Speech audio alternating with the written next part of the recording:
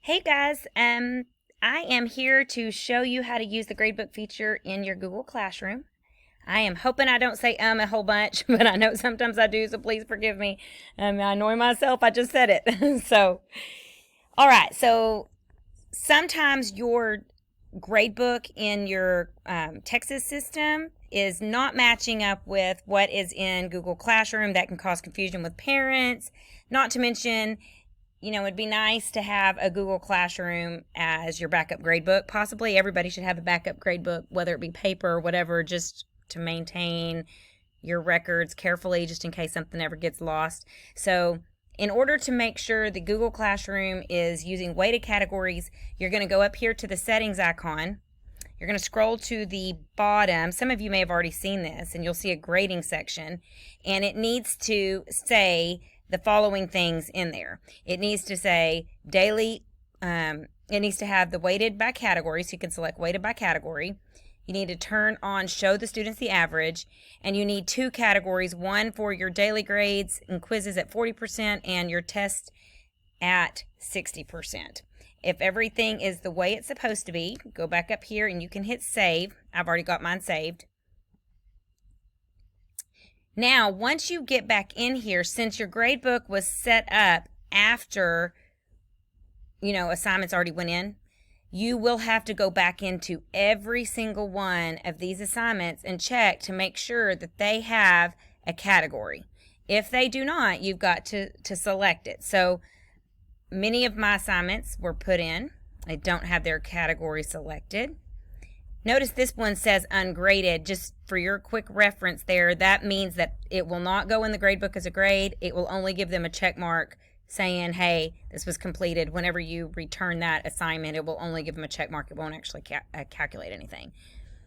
So you will have to go into each one of the assignments you've already posted in the past, and you'll need to make sure there's a category for them. And so once again, that's a quiz.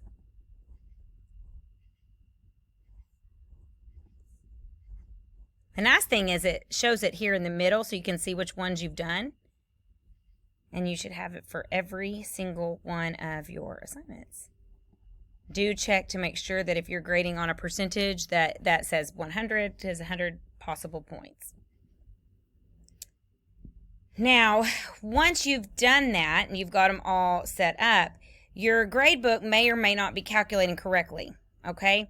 Now, one thing, mine has some grades in there already because I've already returned them, but there are some things that are not in there yet. Either they don't have a grade, or if it says draft, that's bad. That means you haven't returned it. So a few things you need to know. Of course, if it's missing or blank, or if it has down low the words draft, then that means that is not actually part of the calculation for the overall grade over here. So in order for a grade, any one of your grades, to actually show up and be part of the calculation, you must have returned it. So go back into each of your assignments as if you're grading it. You'll notice that on this particular assignment, nothing's been returned. So you'll click turned in. It's going to say 0 because your students, Brian and Cheryl, have not actually hit submit or turned in on their side, and therefore it's not counting that as a tally. I just graded them manually with a paper assignment or something, so I can go in and put grades in for them still, but in order for it to count those correctly, notice I'm clicking on this and it's just not letting me put a grade in. Well, remember, that's because I said it was ungraded. So that means the only thing I can do is when I select all, return it, it will allow me to give them a check mark. So it's not going to actually let me go in and try to manually type a grade for them. However, these other assignments that are graded, like for instance this one, hasn't been returned, it hasn't been graded. If I click turned in and I give them a grade. Now, if you were really grading the assignment online because the kids submitted something, then you could actually click on their name and it would allow you to see an electronic version of whatever they submitted, and you could grade it right then and there, and it would populate that grade over for you. But I'm just manually typing it because they didn't actually turn in something to me. And I think I may have already said that. But so make sure you hit returned so that they're no longer draft grades.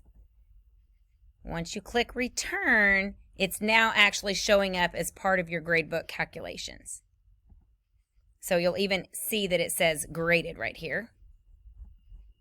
So I need to do that with the test grade. Sorry. Having a little bit of mouse problems. So I'll click on this. I need to give these students a grade.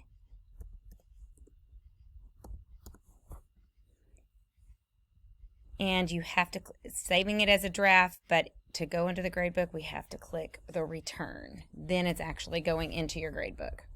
You can put comments if you want.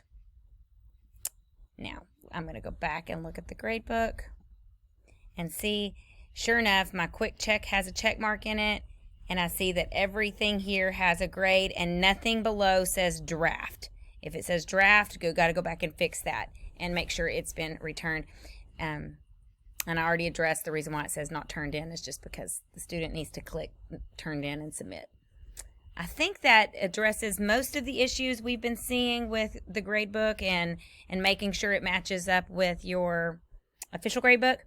If you have any individual questions or concerns, please drop by and see me. If there's something I didn't address that you needed addressed, just stop on by anytime.